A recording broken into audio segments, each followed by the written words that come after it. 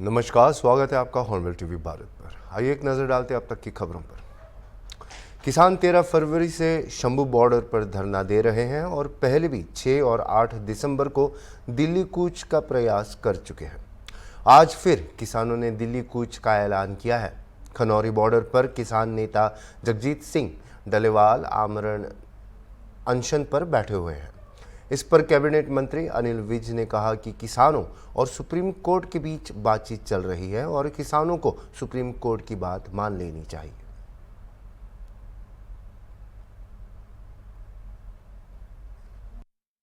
बात कर रहे हैं और उधर डल्लेवाल जो है आमरण अनशन पर बैठे हैं। नहीं, देखिए, किसानों के साथ सुप्रीम कोर्ट की चर्चा चल रही है। सुप्रीम कोर्ट की कमेटी की चर्चा चल रही है। क्या चल रही है, कहां तक पहुंची है, वो जानकारी नहीं है।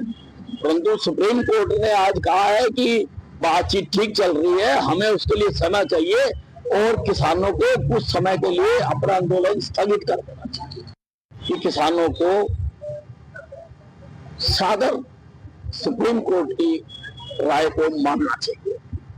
प्रधानमंत्री मोदी को संविधान समझ में नहीं आया और उनको लगता है कि संविधान जो है वो संघ की किताब है। ये कांग्रेस वाले जो लाल रंग का संविधान लेकर घूम रहे हैं देश में जगह जगह सारे चुनावों में, ये लाल हुआ है इमरजेंसी में। कांग्रेस की प्रधानमंत्री इंदिरा गांधी ने जो इस संविधान को छलनी किया, इस किताब पर उस खून का रंग है जो संविधान की आत्मा के साथ छेड़छाड़ की। बाबा साहब अंबेडकर ने जो संविधान बनाया था उसमें धर्मनिरपेक्ष और समाजवाद शब्द नहीं था। क्या वो नहीं सोच सकते थे? वो सोच सकते थे, लेकिन उन्होंने नहीं रखा। इंदिरा गांधी ने उसकी मूल भावना को बदल दिया। इससे संविधान जख्मी हो गया। वो खून लगा हुआ है उस किताब के ऊपर, जो लाल किताब ये जगह जगह दिखा रहे हैं। किसानों ने आरोप लगाया है कि पुलिस ने वाटर कैनन से जो पानी की बौछार की उनमें केमिकल मिलाया गया था। इस पर डीएसपी रजत गुलिया ने सफाई देते हुए कहा कि जब किसानों का जत्था बैरिकेड्स के पास पहुंचा तो जिला प्रशासन के वरिष्ठ अधिकारियों ने उनसे बातचीत की। डीएसपी ने आरोप लगाया कि किसानों ने एक तेज कुंडे को रस्सी से के सहारे जाली में डालकर बैरिकेड तोड़ने की कोशिश की। इसे रोकने के लिए प्रशासन ने पानी की बौछार का इस्तेमाल किया। उन्होंने स्पष्ट किया कि पानी साधारण था और उसमें किसी प्रकार का केमिकल नहीं मिलाया गया था।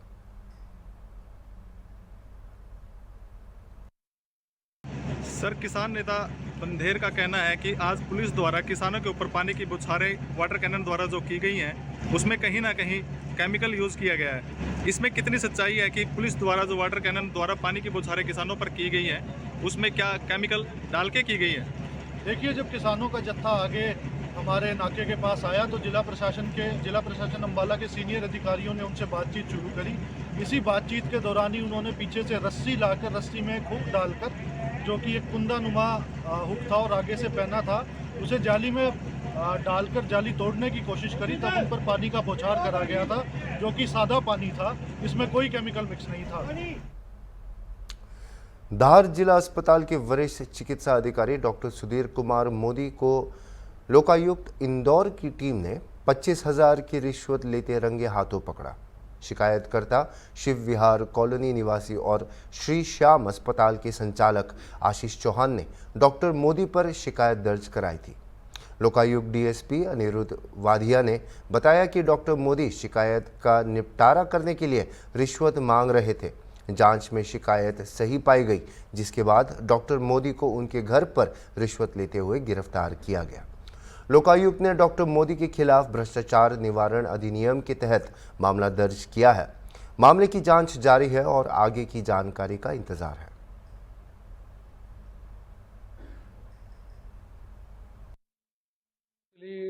जिला स्वास्थ्य अधिकारी डॉक्टर सुधीर मोदी जी हैं। वे आए दिन मुझे परेशान करते रहते हैं। मैं एक हॉस्पिटल का संचालन करता हूँ जो मान्यता प्राप्त हॉस्पिटल है, और रिश्वत की मांग किया करते थे। अभी किसी शिकायत का हवाला देकर फिर मुझसे 25,000 रुपये की मांग की, जिससे परेशान होकर फिर मैंने इरादा किया और मैंने माननीय लोकायुक्त में शिकायत की। शिकायत के बाद आज ट्रिप की कार्रवाई हुई, जिसमें रंगे हाथ 25,000 रुपये की रिश्वत लेते हुए पकड़ा है। क्या शिकायत थी, किस प्रकार की शिकायत जो है ये रिश्वत की मांग की जा रही है? वो अपने पद का दुरुपयोग करते हैं, वहाँ पर पद पर हैं, वो कभी भी आ जाते हैं। एक्चुअली वो नोडल अधिकारी हैं नर्सिंग होम एवं PCPNTT एक्ट के, तो उनको ये अधिकार है कि वो रूटीन में किसी भी अस्पताल का निरीक्षण कर सकते हैं। तो वो बस निरीक्षण के नाम पर कभी भी आ जाएंगे, अस्पताल बंद करवा दूंगा, ये कर दूंगा, वो कर दूंगा, तुम्हारा ये है, तुम्हारा वो है, इस तरीके से। तो उससे मैंने परेशान होकर फिर मैंने शिकायत क्या शिकायत के सेटलमेंट के लिए पैसे? हाँ, बोले कि हम आपके खिलाफ कोई कार्रवाई नहीं करेंगे और यदि पैसे नहीं दोगे तो फिर हम आपके खिलाफ जो है झूठी शिकायतें लगा कर झूठी कार्रवाई कर देंगे और आपका अस्पताल बंद कर देंगे। तो मैं परेशान हो गया सर। पहले भी कोई राशि मांगी नहीं, मैंने अभी तक कोई राशि इसके अलावा नहीं दी है। उन्होंने मांग की है तो मैंने उस मांग को इग्नोर किया, लेकिन फिर जब मुझे लगा कि अब ये मेरा नुकसान कर सकते हैं तो फिर मैंने ये कदम उठाया। आपका नाम? मेरा नाम आशीष चौहान है, संचालक श्री श्याम हॉस्पिटल था। क्या कुछ है? लोकायुक्त डीजी श्री जयदीप प्रसाद के निर्देश पर भ्रष्टाचार के खिलाफ कार्रवाई के निर्देश पर आवेदक आशीष चौहान के द्वारा लोकायुक्त के SP साहब राजेश साहब को एक आवेदन दिया गया था, जिसमें कि धार के DHO मोदी उनके द्वारा 25,000 रुपये की रिश्वत लिए जाने के संबंध में उनके द्वारा प्राथमिक रूप से शिकायत की गई थी, जिसका सत्यापन कराया गया। सत्यापन सही पाए जाने पर आज ट्रैप दल गठित करके उनको उनके निवास स्थान से 25,000 रुपये की रिश्वत लेते हुए गिरफ्तार किया है। सर, किस एक्ट के तहत कार्रवाई की गई और डॉक्टर का नाम क्या है? भ्रष्टाचार निवारण अधिनियम के अंतर्गत उनके खिलाफ कार्रवाई की गई है और डॉक्टर सुधीर मोदी जो हैं वो अभी 1 साल उनके बचे हुए रिटायरमेंट के, आज उनको आज 25,000 रुपये की रिश्वत लेते हुए गिरफ्तार किया गया है। मैं DSP अनिरुद्ध वाधिया, लोकायुक्त इकाई इंदौर। अष्टा के व्यापारी मनोज परमार और उनकी पत्नी नीमा परमार ने अपने घर में फांसी लगाकर आत्महत्या कर ली। घटना से पहले एक सुसाइड नोट छोड़ा गया है, जिसकी पुलिस जांच कर रही है। 7 दिसंबर को प्रवर्तन निदेशालय, जिसे हम ईडी कहते हैं, उन्होंने मनोज परमार के ठिकानों पर छापेमारी कर उनकी चल अचल संपत्तियां जब्त की थी। मनोज के बच्चे गुल्लक टीम चलाते हैं, जिसका संबंध कांग्रेस नेता राहुल गांधी और अन्य प्रमुख नेताओं से बताया जा रहा है। पुलिस ने मौके पर पहुंचकर शवों को पोस्टमार्टम के लिए सीहोर जिला अस्पताल भेजा है। पोस्टमार्टम की प्रक्रिया अष्टा और जिला अस्पताल की टीम द्वारा की जाएगी। सीहोर SP दीपक शुक्ला ने बताया कि घटनास्थल में मिले सभी सबूतों की गहन जांच की जा रही है, जिसमें सुसाइड नोट भी शामिल है। उन्होंने विस्तृत जांच का आश्वासन दिया। कांग्रेस प्रदेश अध्यक्ष जीत पटवारी ने घटना पर चिंता व्यक्त की और अष्टा पहुंचे। मनोज परमार हाल ही में भारत जोड़ो यात्रा के दौरान राहुल गांधी को गुल्लक भेंट करने के लिए चर्चा में आए थे। पत्नी ने सुसाइड किया, क्या है मामला सर? देखिए, आज हमारे आष्टा थाना क्षेत्र के अंतर्गत मनोज परमार और उनकी पत्नी द्वारा सुबह आत्महत्या करने की जानकारी प्राप्त हुई थी, जिस पर हमारी पूरी टीम और जितनी हमारी तकनीकी टीमें हैं, फॉरेंसिक, फिंगरप्रिंट, ये सभी स्पॉट पे पहुंची हैं। अभी इनका PM चल रहा है और उसके उपरांत जो भी आगे की कार्रवाई, अंतिम संस्कार आदि की प्रक्रिया की जाएगी। पूरी टीम इसमें मौके पे है, जो भी तकनीकी शाखाएं हैं वो देख रही हैं और जो भी इसमें तथ्य साक्ष्य सामने आ रहे हैं उसको परीक्षण में लिया गया है और आवश्यक कार्रवाई आगे की जाएगी। इसमें सर सुसाइड नोट भी मिला है, इसमें क्या? देखिए, मौके से कई चीज़ें बरामद हुई हैं। जैसा मैंने कहा, चूंकि वो विवेचना का विषय है, टीम ने उसको परीक्षण में लिया है और जैसा उसमें तथ्य निकल के आएंगे कार्रवाई की जाएगी। सर कुछ प्रारंभिक कारण पता? देखिए, ऐसा कह पाना अभी तो स्पष्ट नहीं है, क्योंकि अभी घर वालों से भी पूरी बातचीत नहीं हो पाई है और जैसा मैंने कहा, अभी इनको हॉस्पिटल शिफ्ट किया गया है और वहाँ पे PM की कार्रवाई चल रही है। तो जैसे ही चीज़ें सेटल डाउन होती हैं तो पूरी पूछताछ पड़ताल में जो चीज़ें निकल के आएंगी उस आधार पर उसकी पुष्टि की जा सकेगी। मध्य प्रदेश के मुख्यमंत्री डॉक्टर मोहन यादव ने शुक्रवार को राज्य में 9वें टाइगर रिजर्व रातापानी का लोकार्पण किया। भोपाल, सीहोर और रायसेन के युवाओं के साथ आयोजित एक विरासत से विकास की अनूठी दौड़ बाइक रैली में CM और अभिनेता रणदीप हुड्डा ने भी भाग लिया। सीएम ने कहा कि जंगल का असली राजा टाइगर है, क्योंकि वह अपने भोजन के लिए खुद शिकार करता है। वहीं लायन अपने परिवार पर निर्भर रहता है और खुद शिकार नहीं करता।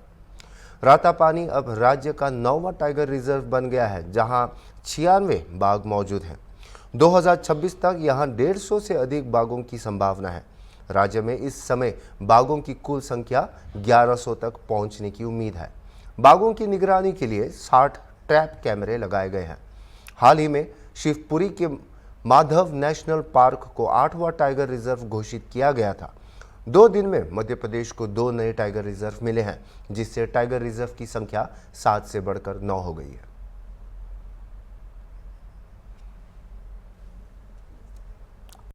भूमिका निभाई, वाकई वो अद्भुत है। मैं आपको बधाई देना चाहता हूं, आपका स्वागत करना चाहता हूं।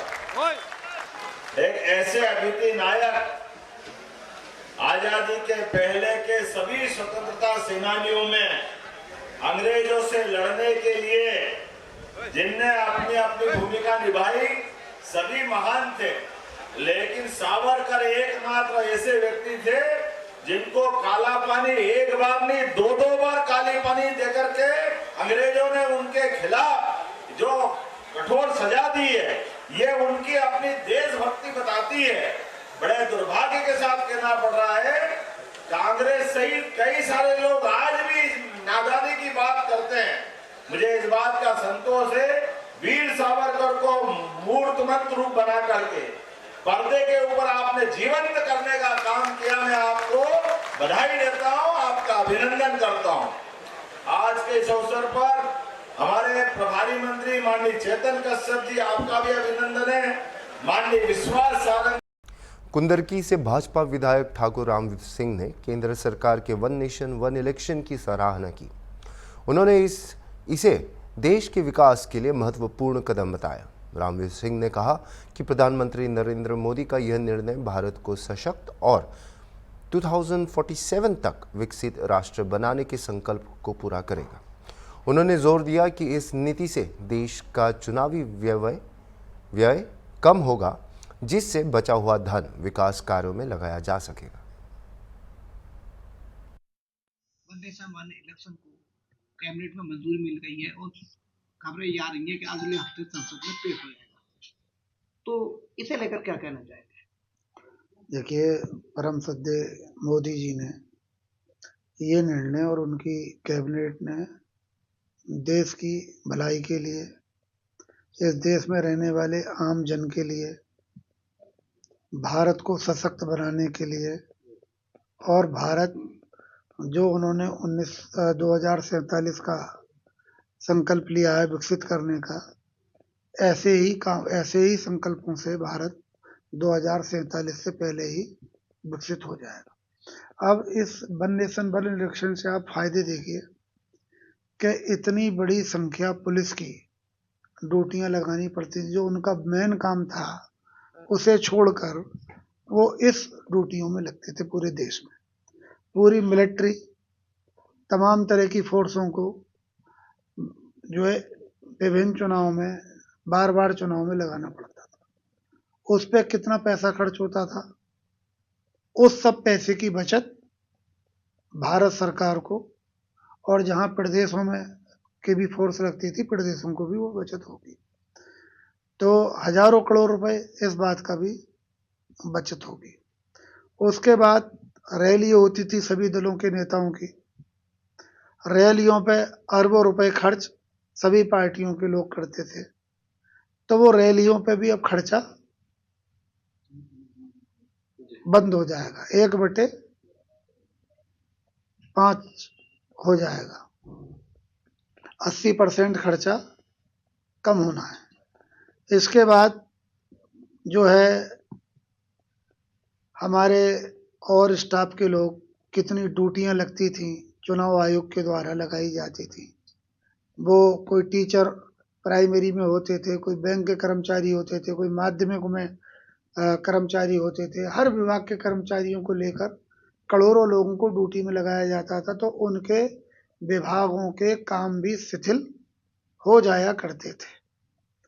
अब इन सब चीज़ों को देखते हुए अगर वन नेशन वन इलेक्शन होगा तो सभी लोगों को राहत होगी। जनता को भी दिक्कत थी, बच्चों को, छात्र छात्राओं को परीक्षा देते थे तब भी कहीं ना कहीं थोड़ा बहुत डिस्टरबेंस रहता ही था पूरे देश में या प्रदेश में, तो वो डिस्टरबेंस भी खत्म हो जाएगा।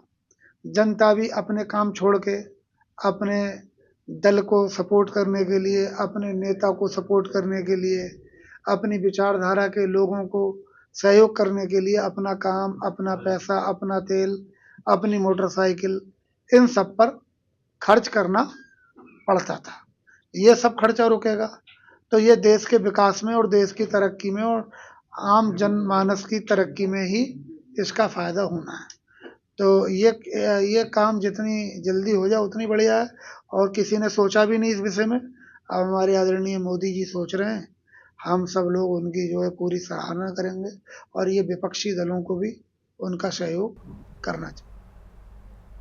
दंतेवाड़ा में आज महिला कांग्रेस ने छत्तीसगढ़ भाजपा सरकार के 1 साल का कार्यालय पूरा होने पर मौन धरना प्रदर्शन कर विरोध जताया। उनका कहना है कि छत्तीसगढ़ में भाजपा की सरकार बनने के बाद लगातार भ्रष्टाचार बढ़ा है और अपराधों पर भी कोई अंकुश नहीं लग पा रहा है, जिस पर प्रदेश नेतृत्व के आदेश अनुसार जिला महिला कांग्रेस ने जिला पंचायत अध्यक्ष तुलिका कर्मा और जिला पंचायत सदस्य सुलोचना कर्म के नेतृत्व में कांग्रेस भवन के सामने मौन धरना प्रदर्शन किया। नेताम जी प्रदेश अध्यक्ष महिला कांग्रेस के निर्देश अनुसार पूरे छत्तीसगढ़ प्रदेश में आज लगातार आप देख रहे हैं कानून अपराध बढ़ते जा रहे हैं, नशे बढ़ते जा रहे हैं, किसान के विरुद्ध कार्य हो रहा है, किसानें असंतुष्ट हैं, हमारे में भ्रष्टाचार पूरी सरकार देख रहे हैं कि किस तरह से भ्रष्टाचार बढ़ते जा रहा है। सड़कों की स्थिति देखेंगे तो सड़कें बदहाल हैं। तो इसको देखते हुए हमारे प्रदेश से निर्देश मिला है कि हम लोगों को मौन धरना करना है, क्योंकि आप देख रहे हैं कि कोई भी कार्रवाई सरकार भारतीय जनता पार्टी की सरकार को बने 1 वर्ष हो गए और आप देख रहे हैं कि सरकार की विफलताएं इतनी सारी हो चुकी हैं कि जिनको हमको मौन रहकर गिनाना पड़ रहा है। उत्तर प्रदेश के बलिया जिले के नरी थाना क्षेत्र के सलेमपुर ग्राम सभा में भेड़ियों के आतंक से ग्रामीणों में खौफ फैल गया है। ग्रामीणों के अनुसार 3 से 4 भेड़िए कई दिनों से दिखाई दे रहे हैं और बड़े जानवरों पर हमला कर रहे हैं। पहले भेड़ियों ने बकरियों को निशाना बनाया और हाल ही में एक 1.5 वर्षीय बछड़े को भी अपना शिकार बना लिया है। प्रत्यक्षदर्शियों ने बताया कि भेड़िए एक साथ चलते हैं, जिससे ग्रामीण डर के साथ जीने में मजबूर हैं। गांव में शाम होते ही हर घर के दरवाजे बंद हो जाते हैं और लोग अपने पशुओं को बचाने की कोशिश कर रहे हैं। अपना नाम बताइए। हमारा नाम शिव सागर। कहाँ के रहने वाले हैं? यही चौरा सलेमपुर के। क्या आपके गांव में क्या दहशत है, क्या हो रहा है आपके गांव में? हमारे गांव में इतना बड़े बड़े जानवर 3 ठो आया है, हमारा कमर खींच रहा है। हाँ। हाँ। देखे हैं आप? आप आँखी हम देखे हैं। क्या मतलब कि क्या थे वो, कौन सा जानवर थे? वो जानवर के हम देखा है, ये कुत्ता से बात है भाई, उस जानवर का नाम भी नहीं हम जानता है ये कौन जानवर है। हाँ, खींच रहे थे। हाँ। कोई घटना भी हुई है आपके गांव में? हमारे गांव में एक तो बच्चा है गाय का, उसको भी नाभि के से फाड़ कर खा गया। कितना बड़ा था वो? बछरू साल भर से ज्यादा के है। साल भर से ऊपर का, मतलब कि वो खा गया है। हाँ। नाम है आपका? विश्वकर्मा जी कहाँ के रहने वाले हैं? क्या देखे हैं आप? 2 देखे हैं। 2 देखे हैं? हाँ, रात को शाम खेत पढ़ाने गए थे। मतलब कि 2 बार देखे हैं उन लोगों को? हाँ, 2 बार। तो क्या मतलब कि कैसा लग रहे हैं वो लोग? वो करिए थे, वो चिन्हाई नहीं दे रहा था समय। हाँ। गांव में कुछ घटना भी हो रही है? हाँ, घटना हुआ है। क्या हुआ है? वो एक बाछी काट दिया है। खा गया है? खा गया। हाँ। नाम है प्रधान जी आपका? विनोद सिंह। क्या प्रधान जी आपके गांव में जिसे कि देख रहे हैं लोग दहशत में है, क्या है मामला? 2-3 दिन पहले एक बकरी के बच्चा था। हाँ। खसी उसको बोलते हैं। हाँ। उसको भी कोई जानवर आया है। हाँ। तो उसको भी खा गया था। हाँ। उसके बाद में एक गाय का बछड़ा था, रात में उसको भी आकर और काट कर खा गए हैं सब। मतलब कि बता रहे हैं लोग कि बड़ा बछड़ा था, साल भर का से ज़्यादा ही का बछड़ा था वो। बड़ा बछड़ा था। तो यानी कि प्रधान जी आपके गांव में कोई बड़ा जानवर हो सकता है कि आया हो? जी जी, बहुत लोग देखा भी है। हाँ। और गांव में दहशत का माहौल बन गया है। और अपने सामने को दरवाज़ा बंद करके लोग अंदर हो जाते हैं कि कोई दरवाजे पर आकर और हमला मत कर दे और जान मत ले ले हमारा बच्चे को। मतलब पूरा गांव में दहशत है? गांव में दहशत है। आप लोग इसकी सूचना दिए हैं कहीं? जी जी, वन विभाग को सूचना दे दिया गया है। वन विभाग को सूचना दे दिया गया है। ठीक है। क्या नाम है आपका? सिंटू प्रसाद। कहाँ के रहने वाले हैं? सलेमपुर। ये बताइए क्या घटना हुई है? एक बकरी के खा गया। एक ने खसी था, उसको खा गया। 12-14 किलो को हो गया था। उसको खा गया। खांसी के? हाँ, खांसी की। हाँ। तो उसको पटा गया, लेकिन था इसका बच्चा था, बाछा था। हाँ। वो भी इतना बड़ा हो गया था, इसको भी पूरा छेद कर दिया था पेट में।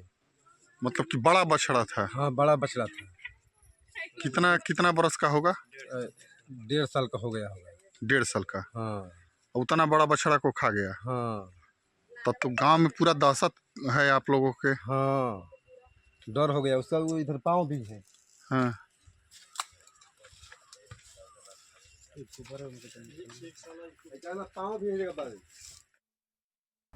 आगरा लखनऊ एक्सप्रेसवे पर शुक्रवार देर रात तालग्राम से मछिया गांव के पास एक भीषण हादसा हुआ।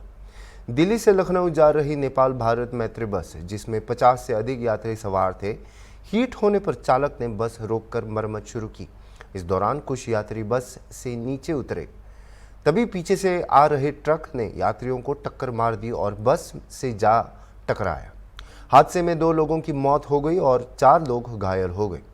घायलों को तीरवा मेडिकल कॉलेज भेजा गया, जहां डॉक्टरों ने 2 को मृत घोषित कर दिया। फिर तो एकदम से वो पता ही नहीं चला हम लोग को। तो वो जो जिसको चोट नहीं लगा उसको मालूम होगा, लेकिन हम लोग को कुछ पता नहीं चला। जब होश में आया ना तब पता चला कि एक्सीडेंट हुआ है। तो बस खराब हो गई थी क्या?